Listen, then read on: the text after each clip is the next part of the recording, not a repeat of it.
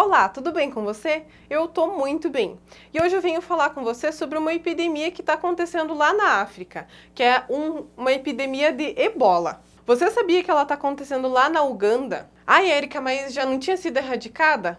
Mais ou menos. Vamos saber nesse vídeo aqui.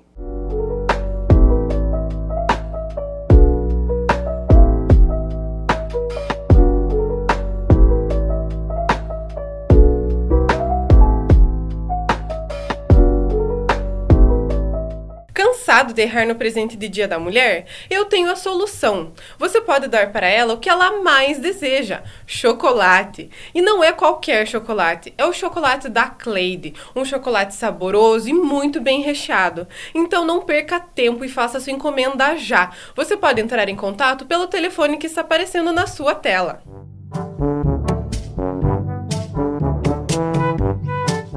Mesmo que a ebola não seja uma ameaça para você, é muito importante você ficar aqui nesse vídeo e ouvir e ter o conhecimento sobre o assunto.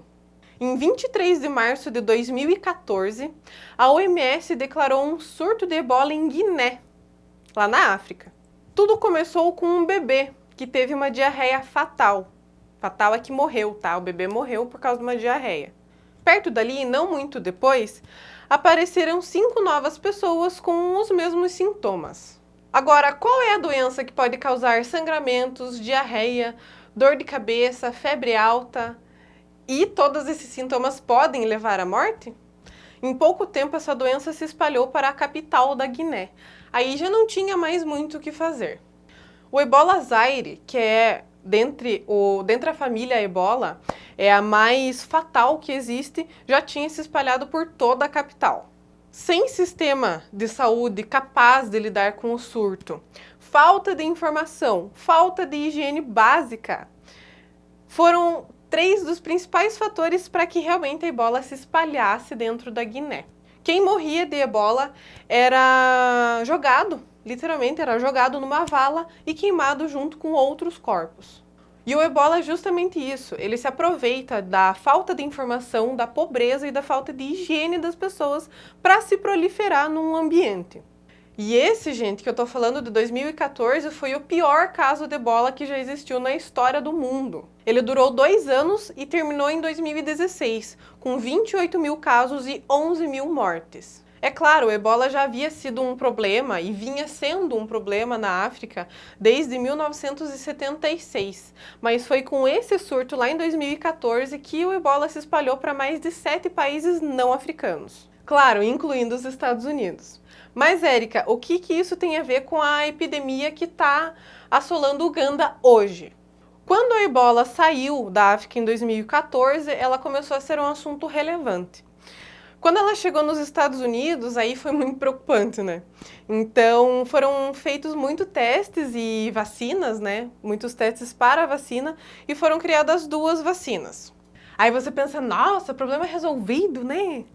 Mais ou menos. E é nesse momento em que a gente chega na epidemia que está acontecendo na Uganda agora, no passado começou no caso, né, em 2022. Em 11 de setembro de 2022, um rapaz de 24 anos adoeceu.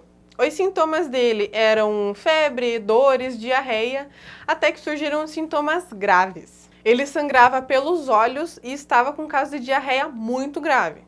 E é nessa hora em que o vírus já acabou com o fígado e com o sistema imune do indivíduo que ele começa a se espalhar para outras pessoas, em busca do novo hospedeiro. E o ebola se espalha através de fluidos, suor, sangue, saliva, e desta forma ele foi se espalhando pelo país novamente. Em 7 de novembro já eram pelo menos 153 casos e 72 mortes devido ao ebola no ano passado. 2 distritos também decretaram lockdown, podendo se estender por mais 21 dias. Gente, lembrando que o país africano sempre foi extremamente pobre e ele acabou de enfrentar uma pandemia igual nós, né? Só que com recursos muito mais escassos porque eles não têm fundos. E agora, no final do ano passado, precisaram decretar mais um lockdown. Imagina o que isso fez com a economia do país e do continente também.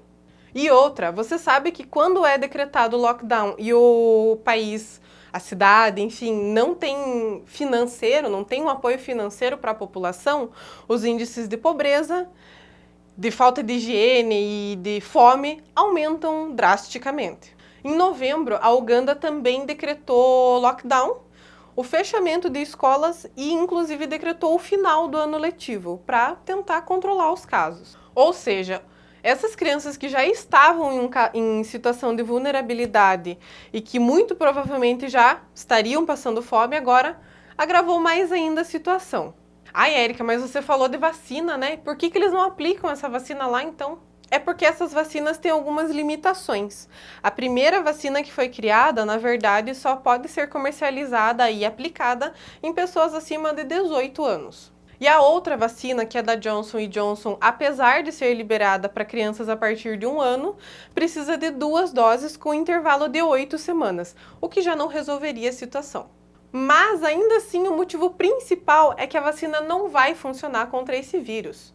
Porque o vírus de 2014 era um, e o vírus que está infectando hoje, em 2022, é outro. O de hoje é o Sudan Ebola vírus, que apesar de ter os mesmos sintomas, a tendência de mortes é um pouquinho mais baixa. De qualquer forma, isso quer dizer que a vacina contra o Ebola Zaire já não vai funcionar. Agora veja a falta que investir em uma vacina antes dela se tornar uma epidemia faz, né? E na realidade hoje até existem 3 vacinas que estão em fase de teste, né, fase de pesquisa, que podem ser aplicadas em Uganda. Todas elas têm o fator de vírus parecido com a Janssen e a AstraZeneca, mas elas ainda precisam ser aprovadas. E sabe por que ainda não existe uma vacina para o Ebola Sudão? Porque lembra que eu falei que o ebola se prolifera com pobreza, falta de higiene e tudo mais? Não tem um incentivo financeiro para que essas pesquisas aconteçam para a gente realmente conter de forma efetiva a doença.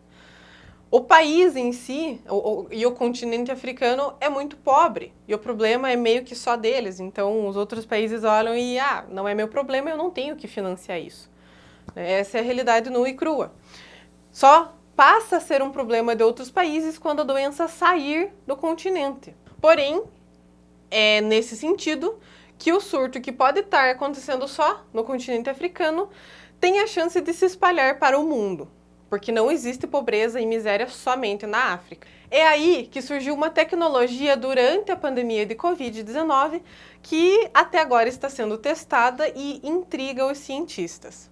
Essa tecnologia pode resolver não somente o problema da ebola Sudão, como também de todas as outras ebolas e do seu primo, o Marburg.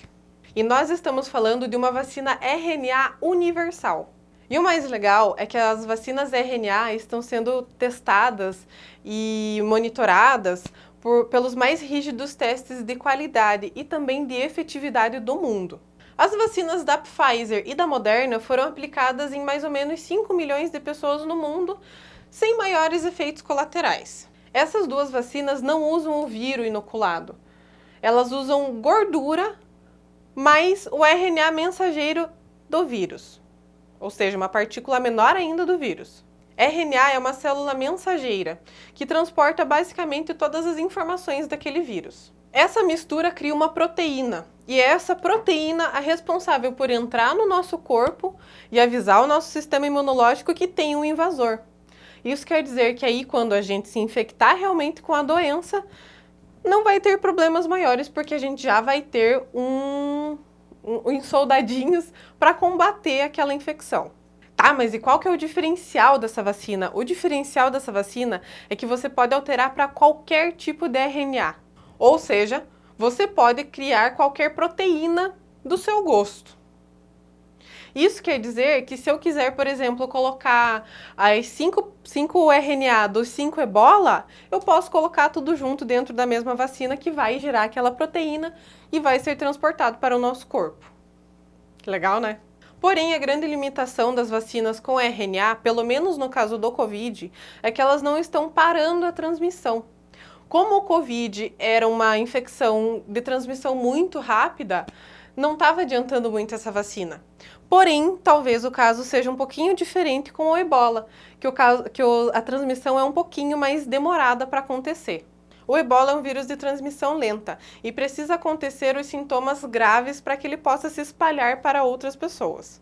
E aí, se você tem uma doença que precisa realmente chegar nos sintomas graves para realmente se proliferar, existe uma grande possibilidade de conseguir desenfrear essa transmissão. Se houver incentivo para a fabricação dessa vacina, quem sabe a gente veja ela daqui uns 3 anos aí sendo comercializada pelo mundo. E essa demora acontece porque, como o ebola tem a transmissão um pouco mais lenta, as pesquisas também são um pouco mais lentas do que com o Covid.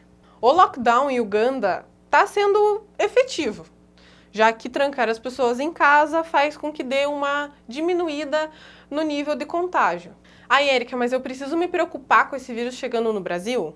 Não, você não precisa se preocupar com isso, com essa doença chegando no Brasil.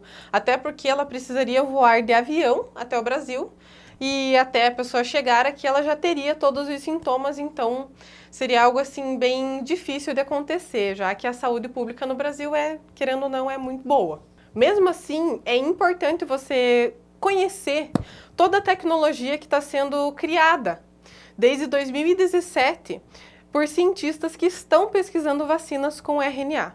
É muito importante também a gente olhar para a tecnologia e entender o que ela pode trazer de benefícios para nós, já que muitas outras pessoas não têm essa informação, não têm esse privilégio de conhecer toda essa tecnologia e tudo que ela pode trazer de benefício. Até porque muitas das doenças virais e contagiosas que existem são justamente por falta de informação, pobreza e falta de higiene.